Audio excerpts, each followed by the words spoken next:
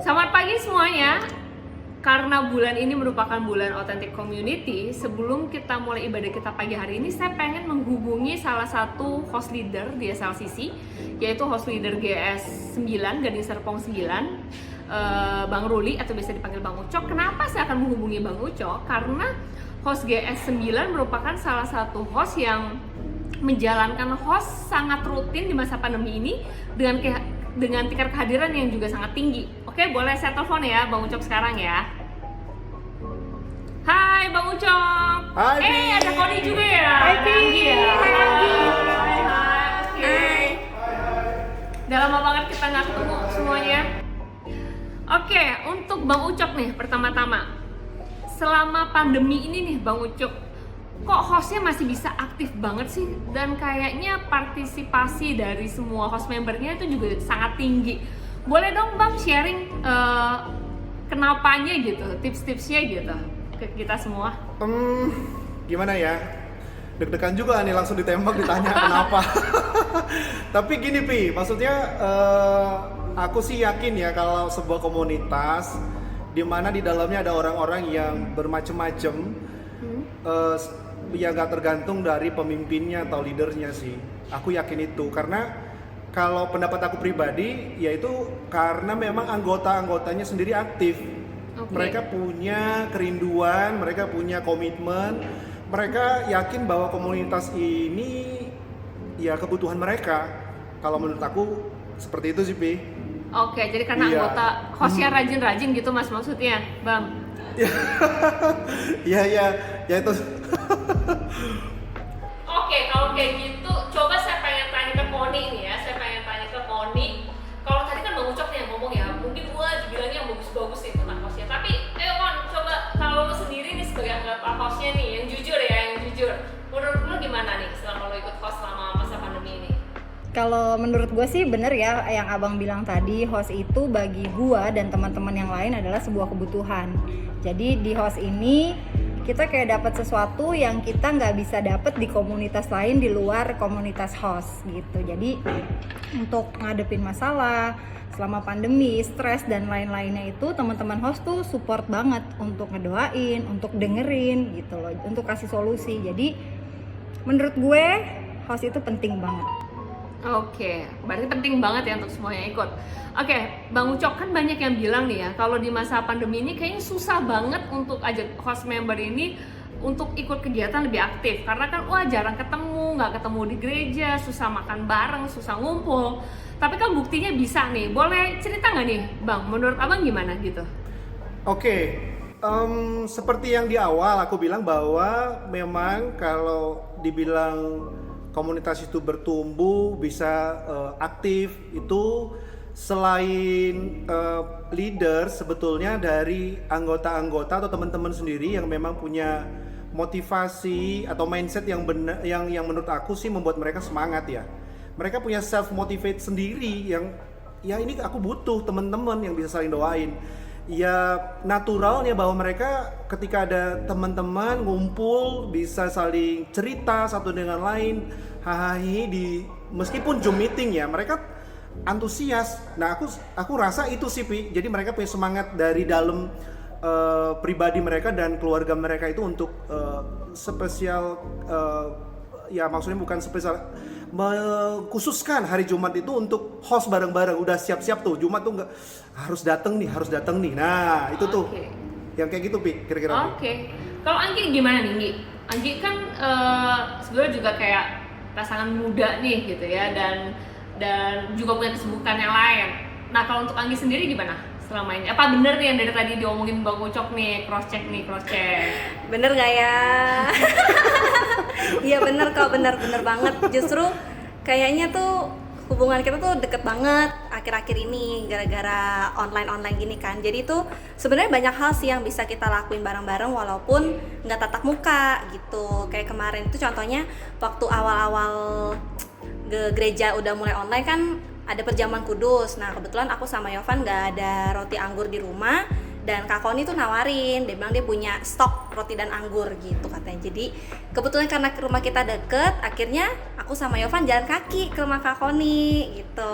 Terus kita yang oper-operan roti anggur gitu dari jauh gitu, dadah-dadahan gitu. Padahal pengen banget ketemu ya Kak Koni ya. Iya, cuma kan nggak bisa ya. Iya, jadi ya tetap bisa ketemu sih, tetap bisa ketemu walaupun ya jauh-jauhan gitu sambil dada-dada. Terus juga sempat Kak Mesta itu dia masakan mie gomaknya enak banget gitu. Jadi Kak Mesta itu masak buat kita, terus dia share gitu, dia antar ke rumah kita masing-masing gitu. Terus kita makan bareng-bareng waktu di jam host gitu. Jadi kan tetap kesannya kan ngumpul bareng-bareng gitu ya. Gitu deh. Terus sama sempat waktu itu ya awal-awal ya Bang Ucok, Kak Koni ya, kita bantuin abang ojek online. Iya. Iya betul. Jadi kita kerjasama sama rumah makan punya jemaat, terus yang abang ojek online yang dapat orderan di sana ambil makan di sana, kita kasih makan siang buat mereka gitu. Itu salah satu juga kita bagaimana biar komunitas itu tetap hidup gitu deh. Oke, jadi walaupun online tapi tetap bisa makan bareng. Betul. Dengan masakan yang sama tapi di rumah masing-masing ya. Sih, bener banget. Keren banget. Oke, Bang Ucok, mungkin terakhir dari Bang Ucok mau say something buat kita semua nih, host member maupun host leader. Boleh Bang Ucok? Oke, Pi, thank you. Pertumbuhan yang gue rasain di host yang sekarang Tuhan percayain sebetulnya ada karena pertama anugerah Tuhan, yang kedua sekali lagi karena memang kita semua anggota sama-sama komitmen dan punya kerinduan yang sama untuk membangun komunitas. Aku yakin banget bahwa teman-teman ini semua punya kerinduan untuk sayang sama Tuhan tapi juga sayang sama yang lain, maksudnya peduli gitu loh. Itu yang aku yakin sih bahwa love people, love God ya love people. Di sini ditunjukin teman-teman yang mereka natural, otentik dan memang apa adanya gitu loh. Nggak ada yang gimana-gimana gitu loh di host ini. Jadi untuk semua jemaat atau saudara-saudara yang belum bergabung, mari bergabunglah di host karena di tempat itulah kita bertumbuh. Dan aku yakin bahwa tidak ada pertumbuhan dalam kesendirian. Kalau kita berkomunitas, itu tempat atau waktu di mana kita pasti akan dibentuk sama Tuhan untuk bertumbuh. Itu aja sih, Pi. Thank you, Pi. Oke, thank you Bang Ucok, thank you Koni, Thank you, Thank you. thank you semuanya buat sharingnya. Thank you. Maju terus Good. buat host Yes, thank you, 9. Bibi. Oke, semuanya thank you. Kita mau lanjutkan, semuanya selamat ibadah. Happy Sunday. Happy Sunday.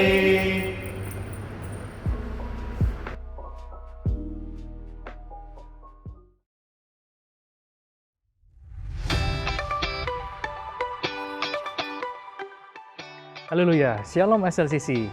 Saya bersyukur pada Tuhan di mana Tuhan telah membawa saya untuk tertanam dan bertumbuh di tengah Bapak Ibu dan Saudara yang terkasih di dalam komunitas yang otentik.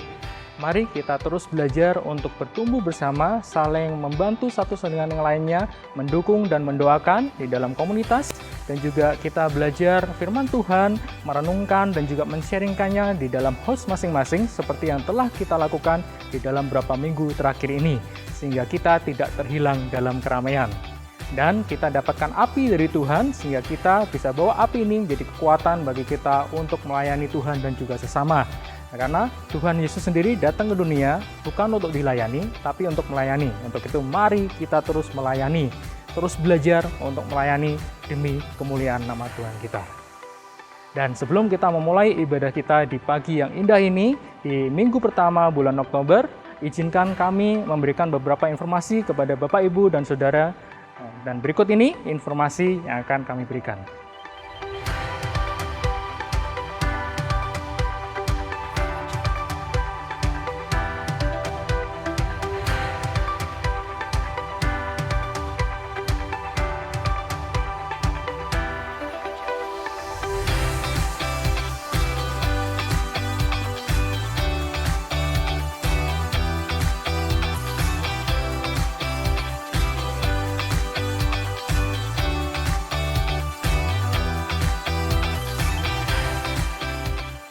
Mari Bapak Ibu, kita berdoa terlebih dahulu sebelum kita memuji memuliakan nama Tuhan. Bapa yang surga, saat ini kami bersyukur dan terima kasih karena kasih dan rahmat-Mu Tuhan. Kami sampai dengan saat ini Tuhan, Kau sertai, memberikan penyertaan yang sempurna. Engkau adalah Tuhan, batu karang, gunung yang teguh, benteng yang teguh buat kami Bapak. Kami mau bersyukur terima kasih atas penyertaan-Mu kepada lead pastor kami, Pastor Soleman Irwan, Pastor Teti, segenap jajaran pastor, dan juga untuk setiap pelayan pengurus dan juga semua segenap jemaat GBSCC. Terima kasih Tuhan Yesus atas penyertaan dan kasih karunia, rahmat dan favor-Mu buat kami semuanya. Kami juga tidak lupa Tuhan, kami mau berdoa buat bangsa dan negara kami, di mana Kau tempatkan kami berada. Sebentar lagi Tuhan Yesus, kami akan merayakan Sumpah Pemuda Tuhan. Kiranya sertai untuk persatuan dan kesatuan buat bangsa dan negara ini Tuhan. Kami hanya berharap hanya padamu Tuhan Yesus. Kiranya Kau pelihara stabilitas keamanan, stabilitas politik, stabilitas ekonomi Tuhan Yesus, sehingga semuanya di Indonesia dapat berjalan dengan baik Tuhan sesuai dengan rencana-Mu. Dan sebentar lagi juga ada pemilihan serentak Tuhan di bangsa dan negara ini. Kiranya sertai agar semua pemilihan dapat berjalan dengan baik, semua persiapan yang ada juga Kau sertai Tuhan, dan kami bisa mendapatkan pemimpin-pemimpin yang terbaik atas dasar kuasa kasih-Mu Tuhan.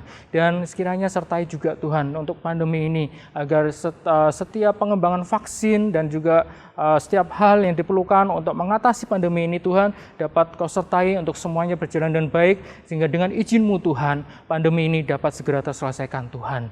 Bapa, kami juga mau bawa Tuhan gereja ini dan kami semua yang ada di dalam gereja ini Tuhan, tubuh-tubuh-Mu Tuhan. Biarlah kami semuanya menjadi alat kerajaan-Mu, dan juga bersama dengan gereja-gereja yang lain di Indonesia Tuhan, kami menjadi dampak, kami menjadi garam dan terang, dan kami membawa nama-Mu Tuhan kepada setiap orang yang ada di luar sana, sehingga banyak orang di luar sana bisa mengenal Engkau, merasakan kasih-Mu, dan mengatakan bahwa Engkau adalah Tuhan dan Juru Selamat mereka Bapa. Kami bersyukur terima kasih Tuhan, di waktu yang indah ini kami dapat kembali bersekutu dan juga berdoa dan juga untuk mendapatkan firman-Mu Tuhan. Kiranya Kau persiapkan kami mau lebih dan lebih lagi memuliakan nama-Mu dan juga menerima perjamuan kudus di hari ini. Terima kasih Tuhan, di dalam nama Tuhan Yesus Kristus, semua yang siap untuk memuji memuliakan nama Tuhan, sama-sama katakan amin. Hi there, my name is Nathan and I'm 11 years old. Today, I want to talk about my experience with Jesus. So first of all, I want to talk about how I met Him. Growing up as a kid, my parents didn't really talk me much about Jesus. My relatives didn't too. So some of the first times that I actually learned about Jesus was during my kindergarten. Now, my teacher will taught us about how Jesus created the earth, about who He really was.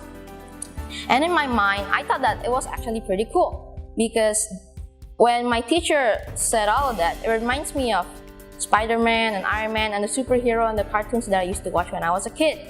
So I thought that Jesus was just like one of them, but non-fiction, like actually real. My teacher would also taught us about prayers and Bibles. I remembered as a kid, one of the prayers that I actually had was asking Jesus for a good and healthy family. And Jesus answered that, because till now, my family are still happy, my family is also still healthy, and me too. So after I left kindergarten, like 2 years later, during that like 2-month holiday, I went to church for the first time. And for me, like, it was pretty nice. It was like just school, but you only talk about Jesus and read the Bible and pray. So at the first time I went to church, that was when I realized that I wanted to be a Christian. So after I went to church, it was time for school, for grade 1. And it was also a Christian school, so I also learned more about Jesus. And Jesus has answered a lot of my prayers. Like one time when I cannot sleep, I would always pray to Jesus to ask God so I can sleep really early. And now I can sleep around 2 to 3 hours a bit faster than I used to be able to.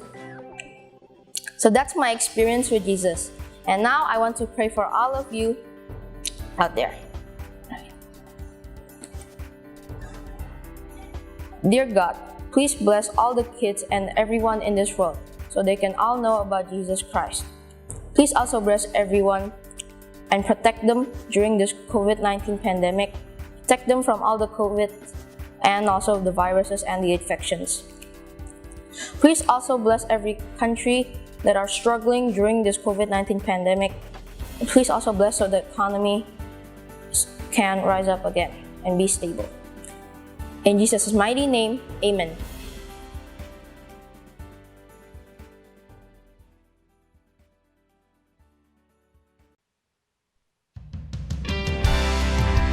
Selamat pagi SLCC.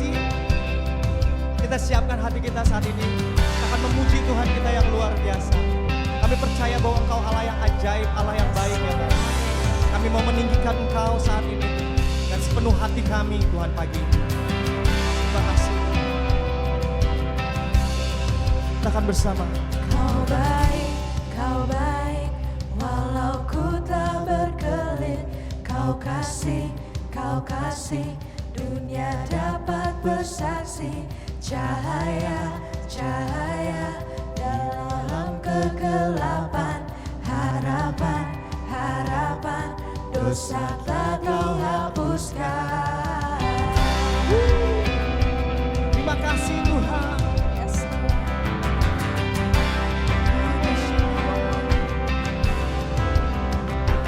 Kau damai, waktu hatiku resah. Kau benar, saat diriku bimbang. Sumber sukacita Bagi Kau kami bersorak ya Allah. Kau hidup, maut tak Kau kalahkan. Saat ini kami katakan bersama-sama. Aku berlari padamu, hidupku pun penuh berlimpah kasih-Mu. Kau tiada bandingannya, Tuhan berkuasa selamanya.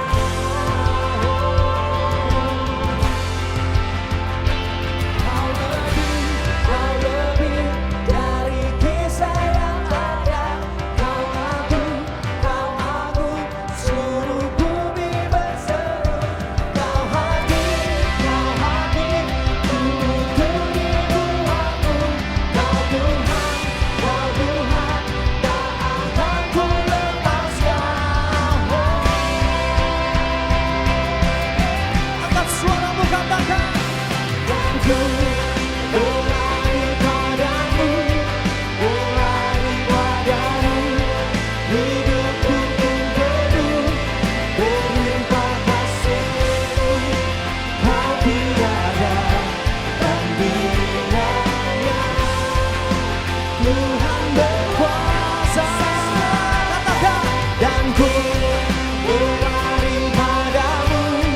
berlari padamu, hidupku pun penuh berlimpah kasih-Mu.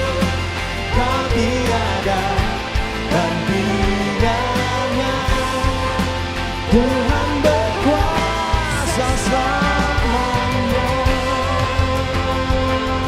Ku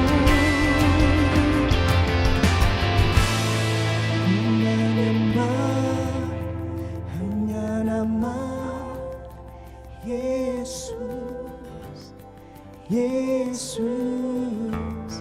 ku menyembah hanya nama Yesus.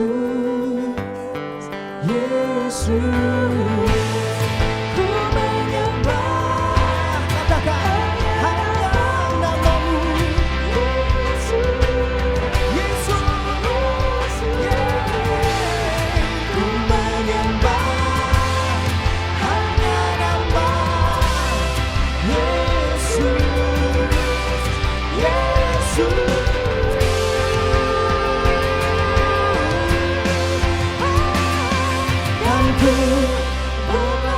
Angkat suaramu pagi ini. Kami serahkan semua ya Allah. Hidup kami itu, masa depan kami itu. Kau tiada bandingannya, Tuhan berkuasa. dan ku berlari padamu,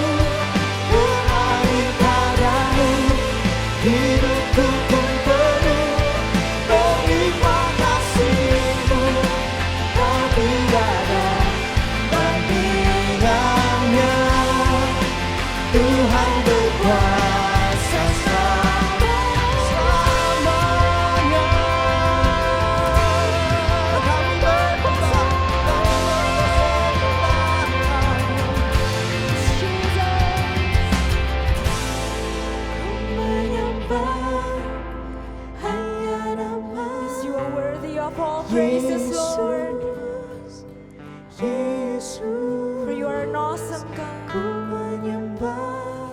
Karena Kau Allah yang berkuasa Tuhan.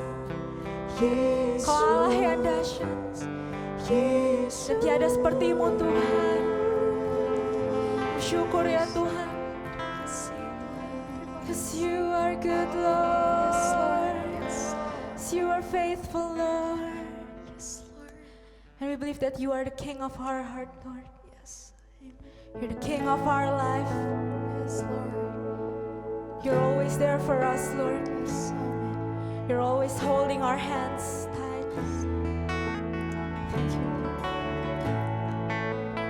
Let the King of my heart be the mountain where I run, the fountain I drink from. Oh, He is my song. And let the King of my heart be the shadow where I hide, the ransom for my life. Oh, He is my song. 'Cause You are good, You're good. Oh, You are good, You're good.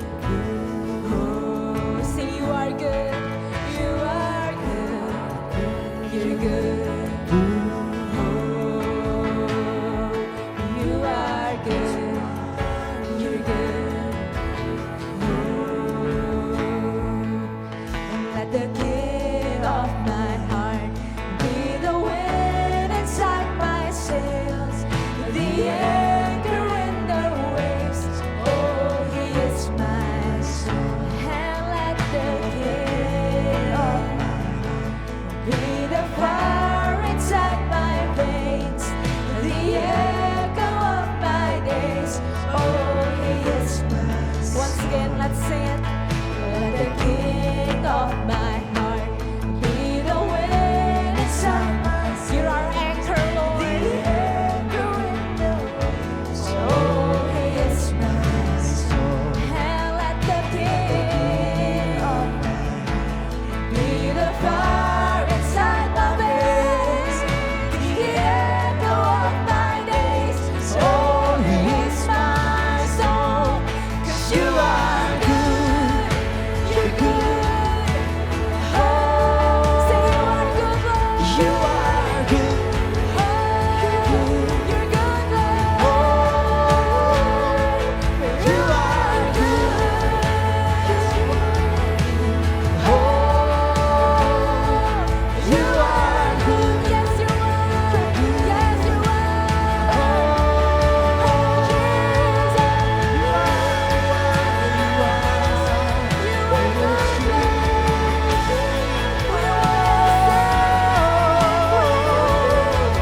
Because You are yes, Jesus. You are our strength, Lord. You are our power.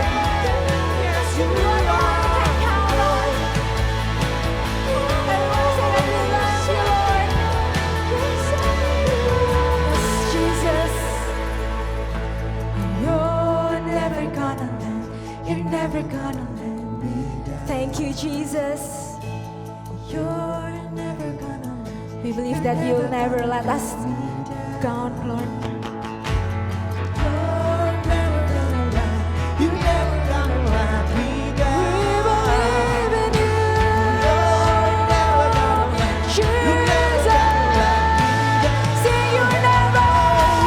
You're never gonna lie. You're never gonna let me down. You're never gonna lie. You're never gonna let me down.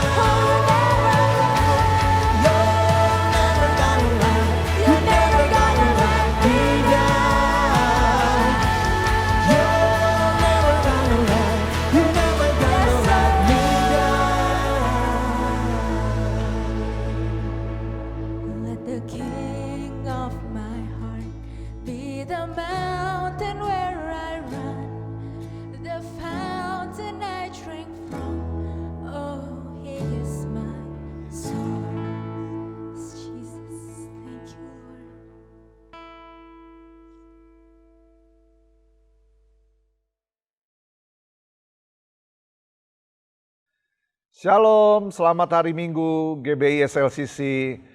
Hari ini kita ada di minggu pertama di bulan Oktober.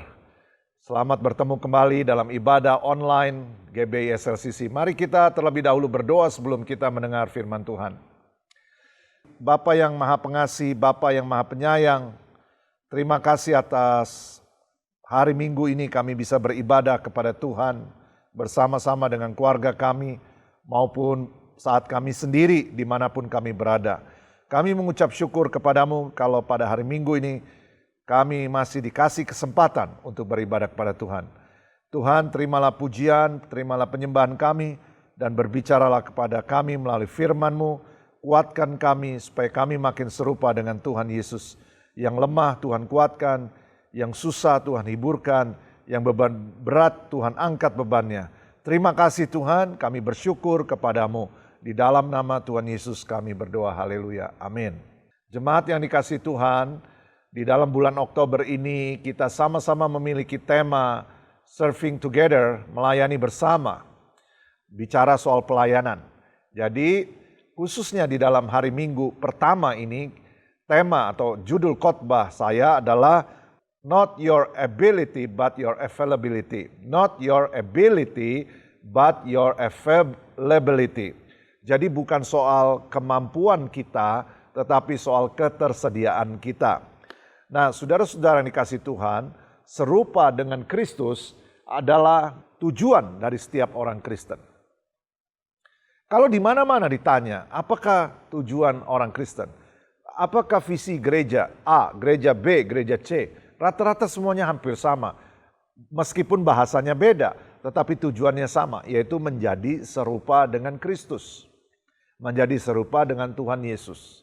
Nah, kalau ingin menjadi serupa dengan Tuhan Yesus, maka kita harus meniru apa yang Tuhan Yesus lakukan. Nah, salah satu yang Tuhan Yesus lakukan adalah yang dicatat di dalam kitab Matius pasal 20 ayat 28. Sama seperti anak manusia datang bukan untuk dilayani, melainkan untuk melayani dan untuk memberikan nyawanya menjadi tebusan bagi banyak orang. Jadi Yesus Kristus yang menciptakan dunia, Allah Tritunggal bersama Bapa dan Roh Kudus, Dia yang datang ke dalam dunia ciptaannya, Dia bukan untuk dilayani, tetapi Dia untuk melayani. Dengan demikian, melayani Tuhan itu bukan sebuah pilihan. Melayani Tuhan itu bukan sebuah choice. Melayani Tuhan itu bukan sebuah option.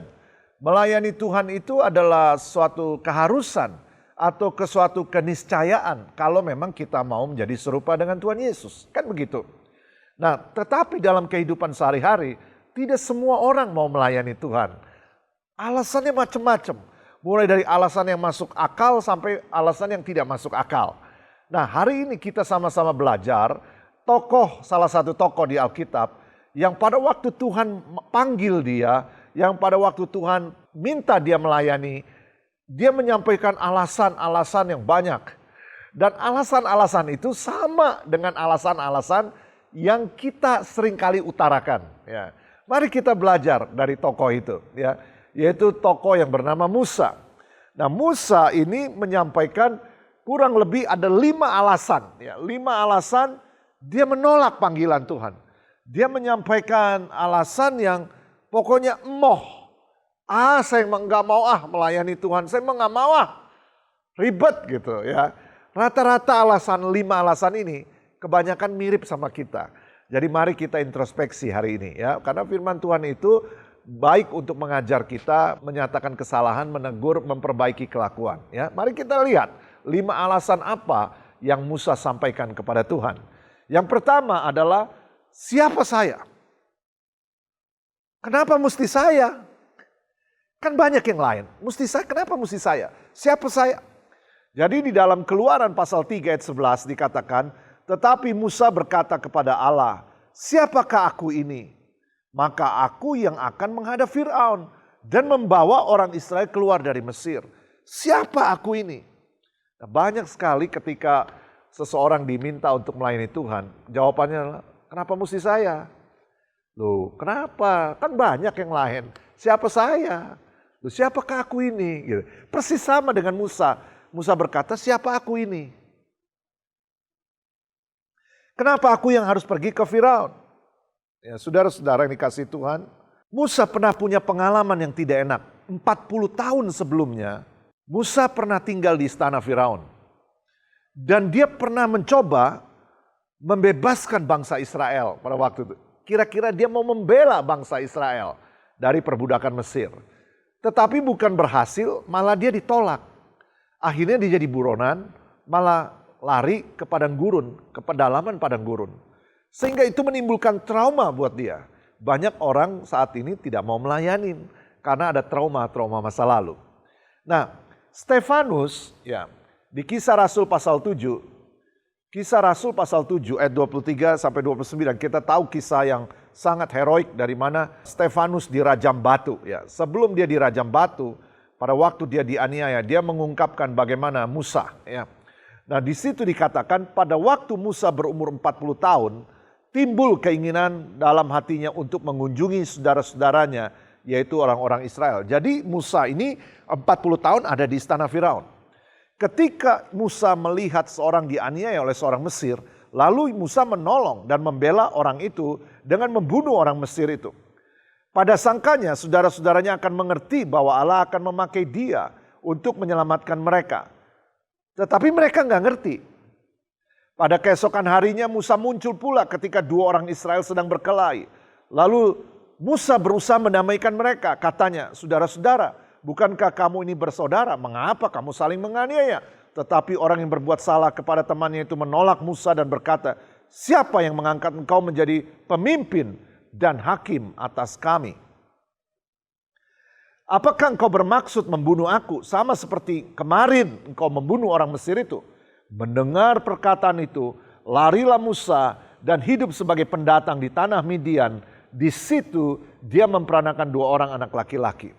Jadi Musa ini pernah punya pengalaman masa lalu, di mana dia bermaksud membebaskan atau membela bangsa Israel, malah ditolak. Akhirnya ini meruntuhkan hidup dia, yang tadinya tinggal di istana, yang tadinya tinggal penuh kemewahan, yang tadinya tinggal dengan penuh kecukupan, kaburnya nggak tanggung-tanggung ke pedalaman, yaitu padang gurun yang nggak punya apa-apa, yang nggak ada apa-apa. Sehingga pada waktu Tuhan mau menyuruh Musa pergi lagi ke tempat Firaun untuk membebaskan bangsa Israel dari Mesir, otomatis Musa menolaknya. Alasannya tentu saja masuk akal. Kalau dulu aja saya yang tinggal di istana Firaun ya, gagal untuk membebaskan, apalagi sekarang saya tinggalnya di padang gurun. Sudah 40 tahun di padang gurun, gak punya siapa-siapa dan gak punya apa-apa, suruh menghadap lagi dengan Firaun. Kalau yang ditinggal di istana Firaun aja saya gagal, apalagi saya tinggal di padang gurun. Ah Tuhan, siapa saya? Saudara-saudara, ketika seseorang menolak melayani Tuhan, alasannya selalu masuk akal. Selalu masuk akal. Tetapi yang diperlukan bukan soal masuk akal. Yang diperlukan adalah ketaatan kepada firman Tuhan. Sekali lagi, pada waktu seseorang menyampaikan dalih untuk tidak melayani Tuhan, selalu masuk akal. Ada aja. Kan seperti Musa, yang disampaikannya masuk akal. Kalau dulu saya tinggal di istana aja nggak didengerin, apalagi sekarang saya tinggal di padang gurun, siapa yang mau dengerin saya? Kan gitu, masuk akal kan? Masalahnya bukan soal masuk akal atau tidak masuk akal. Masalahnya adalah ketaatan kepada firman Tuhan. Jadi kita seringkali mengajukan dalih-dalih, alasan-alasan untuk tidak melayani Tuhan. Dan semuanya masuk akal. Buat Tuhan, gak penting masuk akal atau tidak masuk akal. Buat Tuhan dia ingin ketaatan kita. Ya. Nah, jadi yang pertama dia meragukan dirinya sendiri. Dulu saya tinggal di istana Firaun. Meskipun saya tinggal di istana, mereka gak mau dengerin saya. Apalagi sekarang, saya tinggal di padang gurun. 40 tahun juga. Apalagi mereka mau dengerin saya. Ya gak mungkin lah, kata Musa. Kali ini dia selain meragukan dirinya, poin yang kedua, dia meragukan Tuhan. Dengan otoritas siapa? Siapa yang nyuruh saya? Tuhan. Emang Tuhan nyuruh saya? Bener nih. Apa ini memang kehendak Tuhan? Kan gitu kan. Biasanya kalau kita, bener gak ini kehendak Tuhan? Apa bener Tuhan yang nyuruh saya? Sama, dengan otoritas siapa?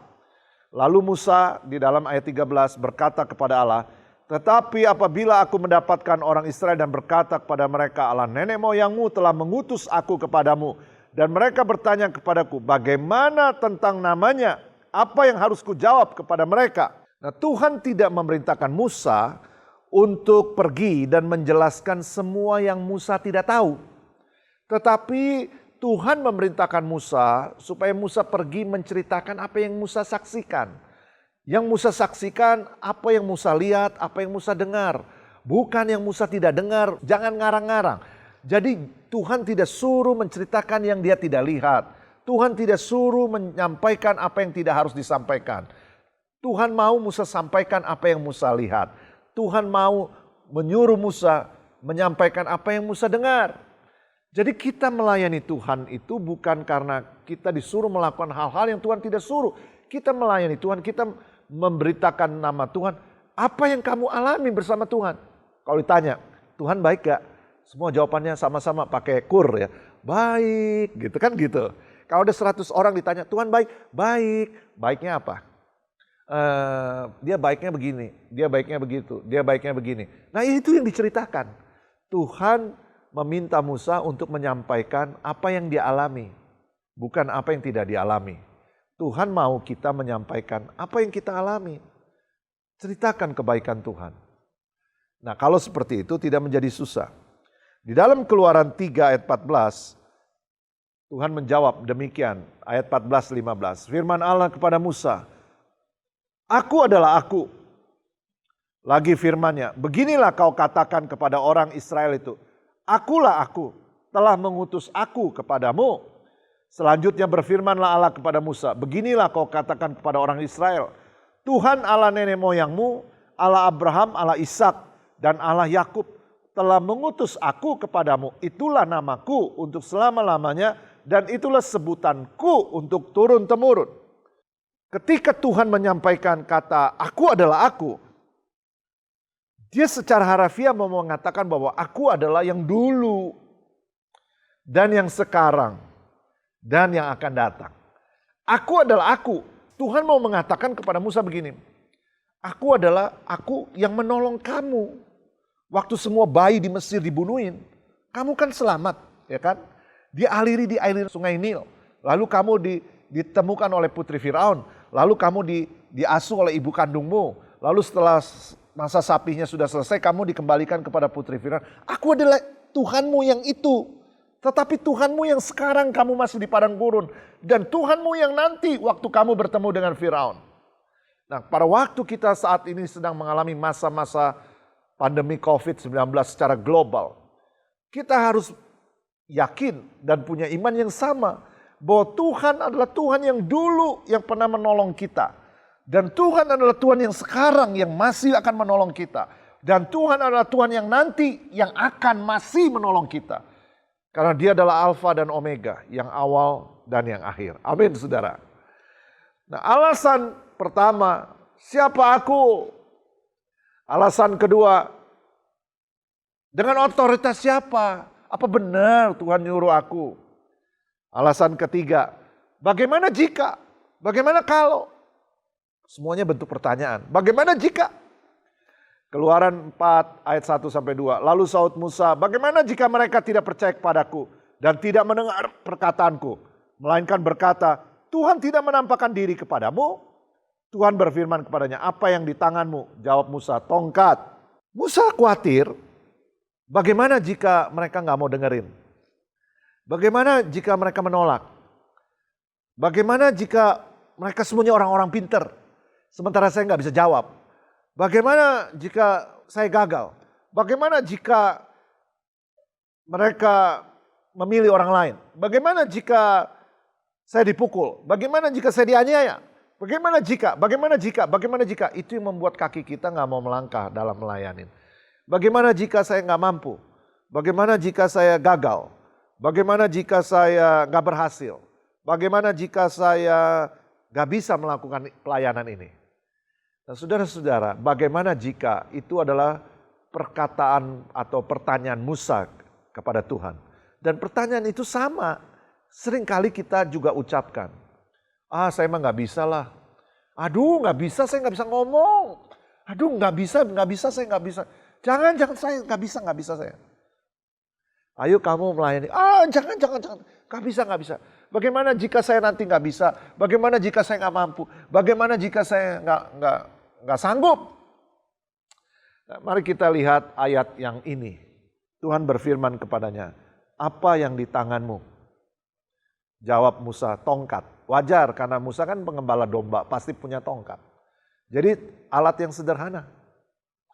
Lalu Tuhan bilang, coba lemparkan tongkatmu.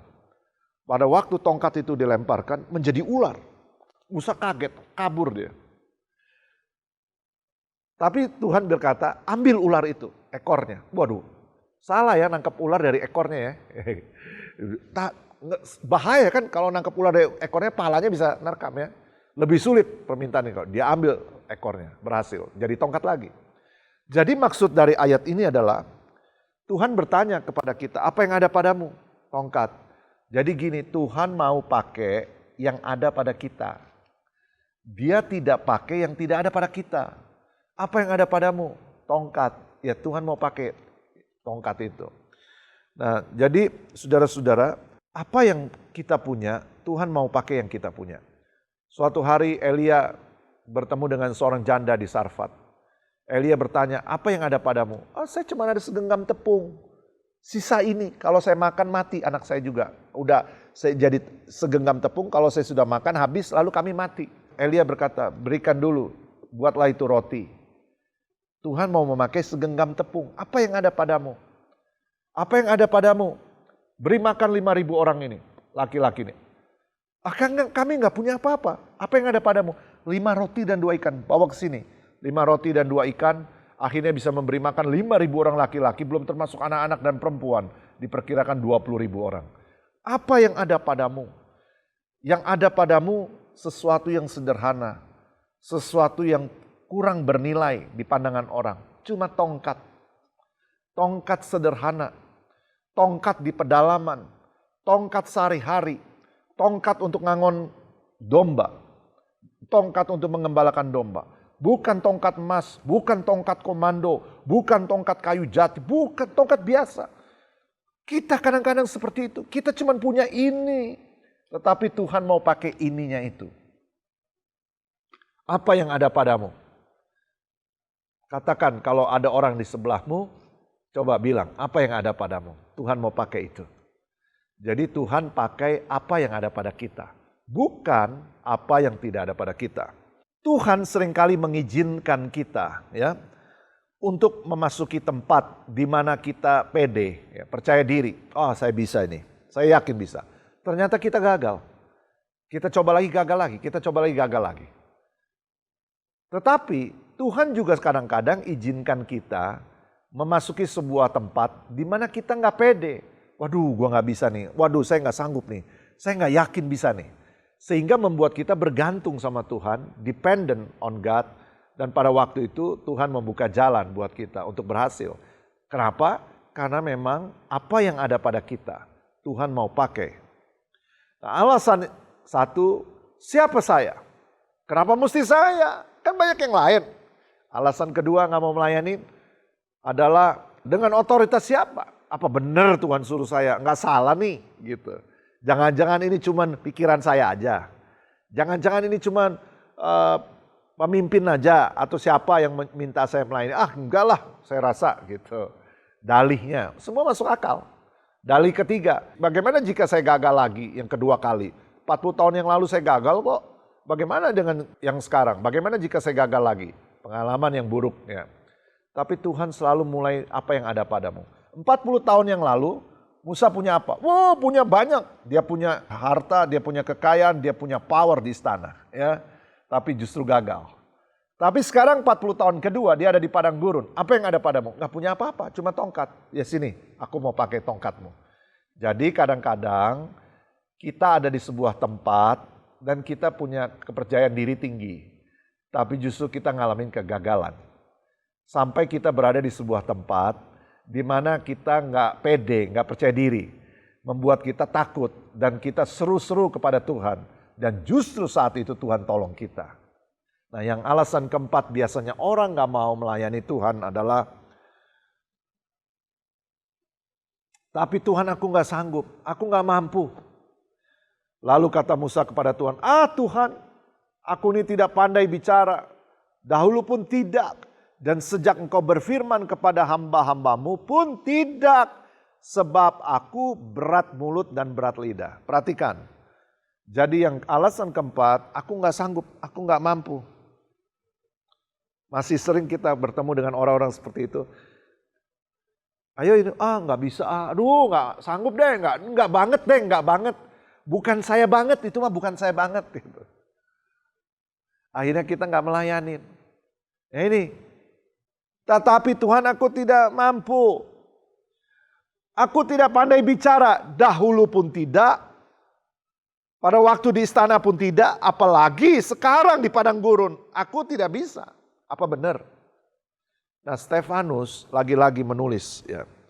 Di dalam Kisah Rasul pasal 7 ya. Ayat 22 ya. Ini menarik. Stefanus menulis gini, dan Musa dididik di dalam segala hikmat orang Mesir. Dan Musa berkuasa dalam perkataan dan perbuatannya. Coba bayangin. Si Musa bilang tadi, saya mah berat lidah. Dari dulu saya udah gak bisa ngomong. Ternyata beda loh apa yang dikatakan Stefanus. Stefanus bilang, Musa itu dididik di dalam segala hikmat orang Mesir. Pada zaman itu, seluruh dunia, negara yang paling maju adalah Mesir.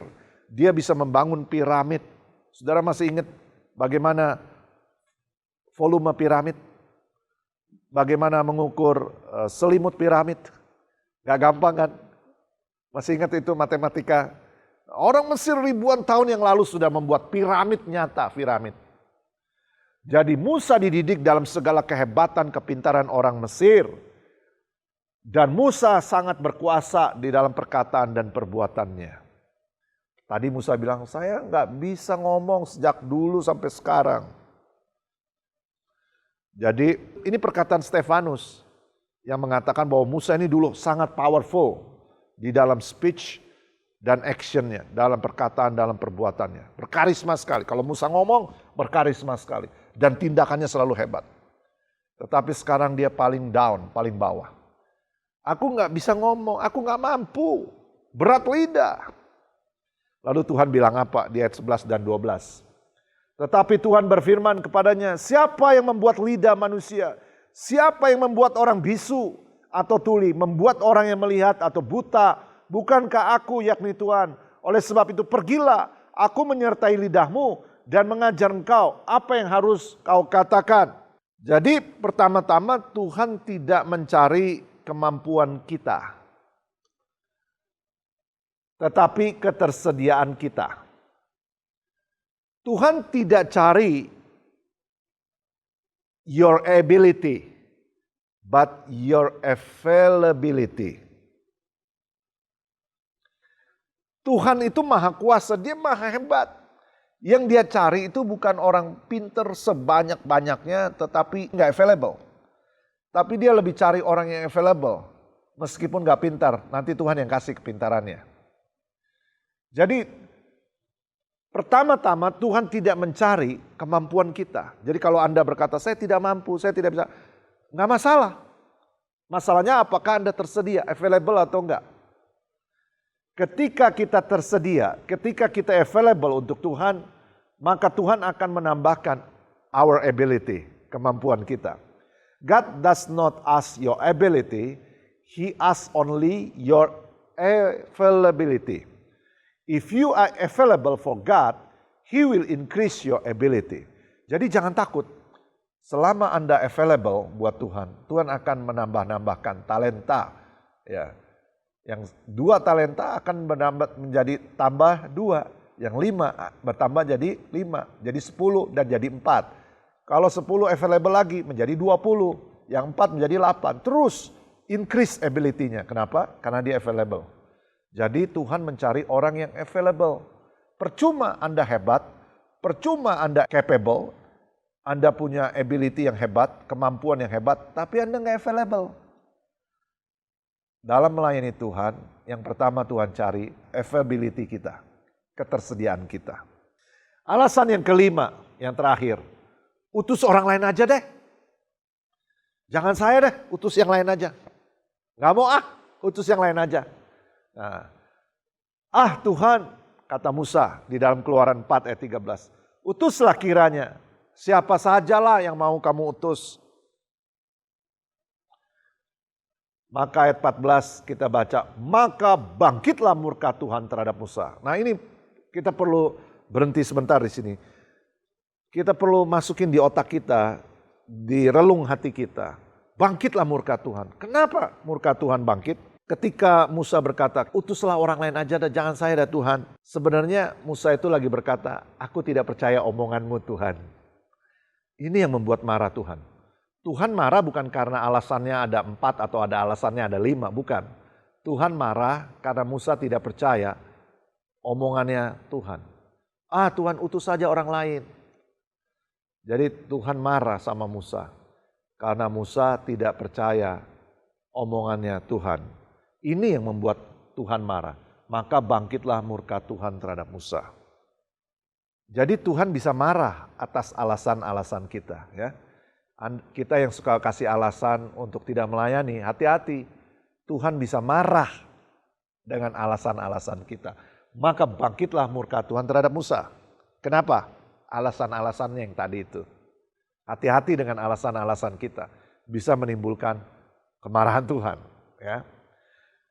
Bukankah di situ Harun, orang Lewi itu kakakmu? Aku tahu bahwa ia pandai bicara. Lagi pula ia telah berangkat menjumpai engkau. Dan apabila ia melihat engkau, ia akan bersuka cita dalam hatinya. Tadinya Tuhan gak mau pakai Harun tadinya. Harun itu gak ada di rencana Tuhan. Tadinya gak ada nama Harun di rencana Tuhan. Harun itu gak ada masuk hitungan Tuhan. Harun itu di Mesir. Musa yang di padang gurun. Ya, jaraknya jauh. Tuhan mencari Musa bukan mencari Harun. Tetapi karena dalih Musa berterus-terusan. Karena alasan Musa terus-terusan. Akhirnya Tuhan permisif. Mengizinkan. Mengizinkan. Bukankah di situ Harun? Aku tahu dia pandai bicara katanya. Ya. Maka engkau harus bicara kepada Harun. Dan menaruh perkataan itu ke dalam mulutnya. Aku akan menyertai lidahmu dan lidahnya. Dan mengajarkan kepadamu apa yang harus kamu lakukan. Harun harus berbicara bagimu Musa kepada bangsa itu. Dengan demikian ia akan menjadi penyambung lidahmu. Sebenarnya dalam rencana Tuhan, Musa yang menjadi tujuan utama Tuhan untuk bicara kepada bangsa Israel dan kepada Firaun. Tetapi karena Musa banyak dalih, karena Musa banyak alasan, akhirnya Tuhan melibatkan Harun. Tuhan mengizinkan, dia memberikan izin, permisif. Dia kasih izin untuk yang ini, melibatkan Harun. Nah saudara-saudara, God's perfect will is always better than His permissive will. Rencana Tuhan yang sempurna, yang awal, selalu lebih baik dari rencana permisifnya Tuhan. Karena alasan-alasan saudara dan saya. Kenapa saudara? Kelak, saudara tahu ceritanya kan? Waktu akhirnya bangsa Israel keluar dari Mesir. 2 juta orang lebih. Maka nanti ada saatnya Musa naik gunung Sinai. Pada waktu itu Harun di bawah bersama 2 juta orang Israel pada waktu itu. Apa yang mereka lakukan? Nyembah lembu emas. Dan Harun pemimpin di situ. Jadi imamnya. Bayangin saudara, Harun bikin masalah besar pada waktu itu. Jadi God's perfect will is always better than His permissive will. Karena alasan-alasan Musa yang banyak itu, Harun terlibat. Dan kelak Harun bikin susah. Waktu Musa turun dengan 10 perintah Allah, dia dibawa pada nari-nari semua, pada pesta-pesta di padang gurun, pada sembayang, pada nyembah lembu emas. Dan di situ imamnya adalah Harun. Musa marah, dilempar itu 2 loh batu itu. Bikin masalah saudara. Jadi apa rencana Tuhan buat hidup kita, itu selalu perfect. Tetapi kadang-kadang alasan kita, dalih kita membuat menjadi tidak perfect. God's perfect will is always better than His permissive will. Lebih baik taat, saudara, ya. Akhirnya, saudara, bagian terakhir di ayat 20, Musa pun taat. Kemudian Musa mengajak istri dan anak-anaknya lelaki, lalu menaikkan mereka ke atas keledai, dan ia kembali ke tanah Mesir, dan tongkat Allah itu dipegang di tangannya. Saudara, apa yang terjadi dengan ketaatan ini? Ini kelihatannya sederhana ya. Satu keluarga pindah dari padang gurun. Ya. Tapi dampaknya apa saudara? 2 juta orang Israel keluar dari Mesir. Bayangkan pada waktu Anda taat, dampaknya menyentuh kehidupan orang banyak. Dan Anda nggak bisa tahu. Anda nggak bisa tahu potensi yang kamu miliki sampai kamu available buat Tuhan. Bayangkan potensi Musa pada waktu dia masih di padang gurun. Dia nggak tahu sampai waktu dia available buat Tuhan. Dia pergi ke Mesir dan membebaskan bangsa Mesir. Wow. Ternyata dampaknya sangat dahsyat. Dengan ketaatan Musa, dia menyentuh kehidupan 2 juta orang Israel yang keluar dari Mesir. Saat kita available dalam ketaatan, kita akan menyentuh kehidupan orang-orang di sekitar kita. Kita akan berdampak kepada orang-orang di sekitar kita. Nah, di dalam pandemi COVID-19 ini, kita memang harus social distancing. Kebanyakan kita di rumah-rumah dengan aktivitas kita masing-masing. Tetapi dengan sosial media, dengan telekomunikasi, dengan komunikasi, kita bisa available untuk bertanya, membantu apa yang bisa kita bantu. Dengan demikian kita bisa menyentuh kehidupan orang-orang di sekitar kita. Available for God, make you touch the people's life. Ya. Kehidupan orang-orang tersentuh, kehidupan orang-orang terpengaruh, kehidupan orang-orang diberkati pada waktu kita available untuk Tuhan. Nah, saudara-saudara yang dikasihi Tuhan, harga ketaatan Musa tidak seberapa jika dibandingkan dengan harga ketidaktaatannya. Pada waktu kita tidak taat, sepertinya kita rasa lebih ringan, ternyata lebih berat, saudara. Harga untuk kita taat kepada Tuhan kelihatannya berat. Disuruh pergi ke Mesir, aduh berat banget. Dulu aja waktu saya masih di istana, saya ditolak. Apalagi sekarang di padang gurun, 40 tahun. Bagaimana saya bisa diterima? Saya sudah karatan ngomongnya sama domba doang, saya gak bisa ngomong. Tetapi harga ketaatan selalu lebih ringan daripada harga ketidaktaatan. Harga ketaatan tidak seberapa jika dibandingkan dengan harga ketidaktaatan. Jadi Anda lebih baik taat daripada tidak taat. Jadi kesimpulannya adalah 5 alasan kenapa orang biasanya menolak melayanin. Yaitu, siapa saya? Kenapa mesti saya? Itu kata Musa dan kata kita hari-hari ini. Dengan otoritas siapa? Kalau ditanya nanti dengan otoritas siapa? Apa benar Tuhan yang nyuruh? Apa benar ini kehendak Tuhan? Rasanya ini maunya saya saja nih. Apa benar ini Tuhan yang mau? Alasan itu masuk akal semuanya. Bagaimana jika nanti saya ditolak? Bagaimana jika saya gagal? Bagaimana jika saya tidak diterima? Kan nanti saya kecewa. Saya udah sering kecewa loh Tuhan. Dulu aja saya pernah kecewa.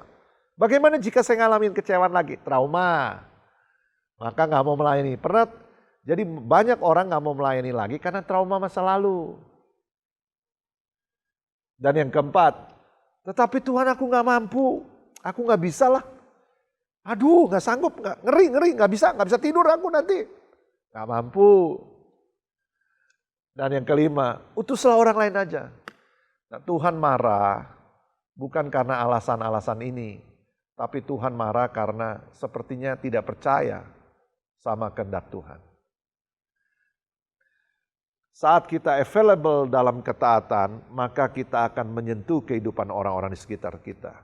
Kalau Musa tidak taat, maka dia cuma bapak tua di padang gurun, mati tidak dikenal. Tetapi ketika dia available buat Tuhan, dampaknya besar. Dia membebaskan 2 juta orang Israel keluar dari Mesir. Dan sampai hari ini ada negara Israel di tanah perjanjian. Harga ketaatan kita tidak seberapa dibanding kalau kita tidak taat. Mari kita bangkit berdiri dan berdoa.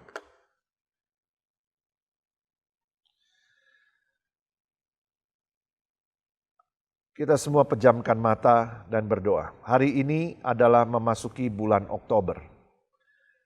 Memang gereja masih dilakukan secara online. Banyak aktivitas pelayanan tidak bisa dilakukan.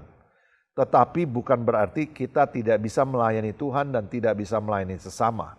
Kita bisa membagikan firman Tuhan, link daripada YouTube yang saudara lihat ini kepada orang-orang yang membutuhkan. Juga bisa membagikan encouragement, bisa membagikan dorongan semangat. Juga saudara bisa melayani dengan memperhatikan orang-orang yang jarang saudara tegur, yang jarang saudara sapa. Juga bisa membantu orang-orang yang kekurangan, melayani dengan kelebihan saudara, membantu orang-orang yang kekurangan, yang sedang mengalami masalah karena COVID-19. Apa saja kita bisa lakukan bagi Tuhan dan bagi sesama. Bapa di dalam surga, terima kasih untuk firman-Mu pada hari ini. Biarlah kami tidak berdalih, biarlah kami tidak banyak alasan, karena kalau kami ingin menjadi serupa dengan Tuhan Yesus, maka melayani Tuhan bukan option, tetapi adalah sebuah keharusan. Terima kasih Bapa, dan saatnya kuduskan kami, layakkan kami untuk menerima perjamuan kudus. Di dalam nama Tuhan Yesus, haleluya, amin. Nah saudara-saudara yang dikasih Tuhan, sebentar kita akan melakukan perjamuan kudus. Mari kita ambil roti yang sudah kita siapkan, apakah roti hosti, roti tawar, roti apa saja, kemudian dengan minuman yang berwarna. Ya. Nah saat ini ketika saudara sedang siapkan roti itu, mari kita angkat pujian ini bersama-sama.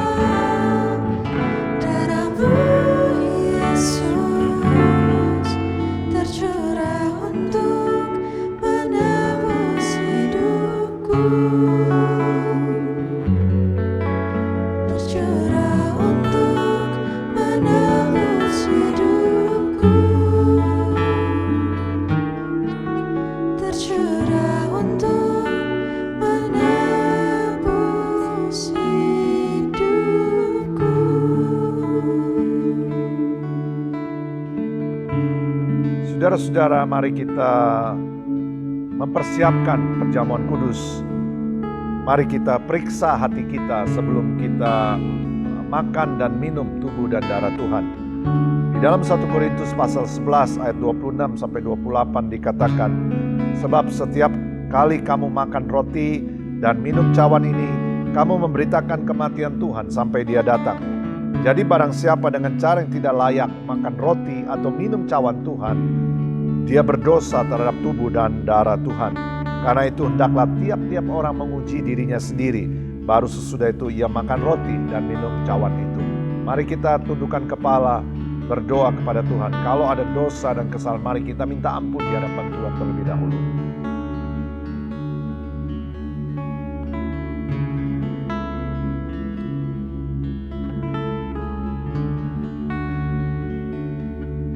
Terima kasih Tuhan Yesus. Kami minta ampun atas segala dosa dan kesalahan yang kami lakukan, baik dengan pikiran, perkataan, perbuatan, kelalaian yang kami lakukan, baik disengaja maupun tidak disengaja. Firman-Mu berkata, jikalau kami mengaku semua dosa-dosa kami, maka Engkau adalah setia dan adil, dan Engkau menghapus segala pelanggaran dan dosa-dosa kami.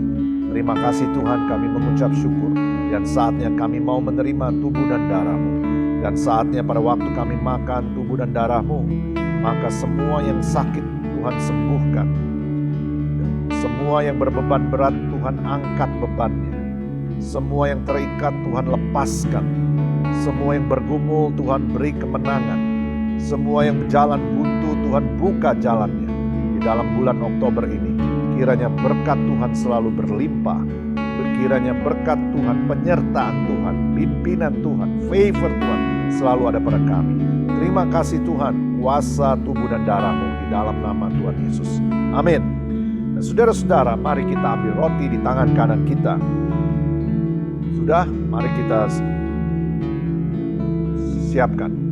Sebab apa yang telah aku teruskan kepadamu, telah aku terima dari Tuhan, yaitu bahwa Tuhan Yesus pada malam waktu diserahkan, Dia mengambil roti, dan sesudah itu Dia mengucap syukur atasnya, dan Dia memecah-mecahkannya dan berkata, inilah tubuhku yang diserahkan bagimu, perbuatlah ini menjadi peringatan akan aku.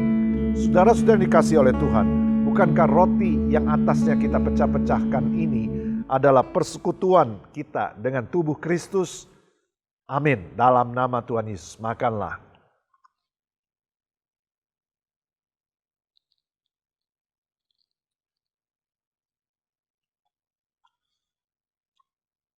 Mari kita angkat cawan di tangan kita. Demikian juga Dia mengambil cawan sesudah makan, lalu berkata, cawan ini adalah perjanjian baru yang dimeteraikan oleh darahku. Perbuatlah ini setiap kali kamu meminumnya menjadi peringatan akan aku. Saudara, bukankah cawan yang atasnya kita mengucap syukur ini adalah persekutuan kita dengan darah Tuhan Yesus? Dalam nama Tuhan Yesus, minumlah. Mari kita mengucapkan doa yang diajarkan oleh Tuhan Yesus. Bapa kami yang ada di surga, dikuduskanlah nama-Mu, datanglah kerajaan-Mu, jadilah kehendak-Mu di bumi seperti di sorga. Berikanlah kami pada hari ini makanan kami yang secukupnya, dan ampunilah kami akan segala kesalahan kami, seperti kami juga mengampuni orang yang bersalah kepada kami. Dan janganlah membawa kami ke dalam pencobaan, tetapi lepaskanlah kami daripada yang jahat. Karena Engkau yang punya kerajaan dan kuasa dan kemuliaan sampai selama-lamanya. Amin. Silakan bangkit berdiri, kita akhiri ibadah kita. Bagi Bapak Ibu yang ingin didoakan atau ingin masuk di dalam komunitas di SLCC, GB SLCC, Bapak Ibu bisa hubungi hotline SLCC berikut ini. Dan setiap Selasa malam saya memimpin Bible Study. Anda very welcome untuk join. Mari kita arahkan hati kita kepada Tuhan. Saudara-saudara yang dikasihi Tuhan, Tuhan memberkatimu, Tuhan melindungimu. Tuhan menyinari engkau dengan wajahnya dan memberikan kau kasih karunia. Tuhan menghadapkan wajahnya kepadamu dan memberikan kau damai sejahtera. Karena itu janganlah engkau khawatir, janganlah engkau takut. Immanuel, Tuhan besertamu, itulah namanya. Tuhan menyertaimu dimanapun kau berada. Janganlah engkau khawatir dan janganlah engkau takut, janganlah engkau mundur. Teruslah setia dan berharap kepada Tuhan. Karena berkat, rahmat dari Allah Bapa, cinta kasih dari Tuhan Yesus Kristus, penyertaan dan kuasa Roh Kudus menyertaimu, memampukanmu, dan memberi kau kemenangan dari satu kemenangan kepada kemenangan yang lain sampai selama-lamanya kita bertemu dengan Tuhan Yesus. Semua yang percaya mari sama-sama katakan amin. Tuhan Yesus memberkati. Happy Sunday. You take what the enemy meant for evil and you turn it for good. You turn it for good. You take what the enemy meant for evil and you turn it for good. You turn it for good. You take what the enemy meant for evil and you turn it for good. You turn it for good. You take what the enemy meant for evil and you turn it for good. You turn it for good. Yes, Lord.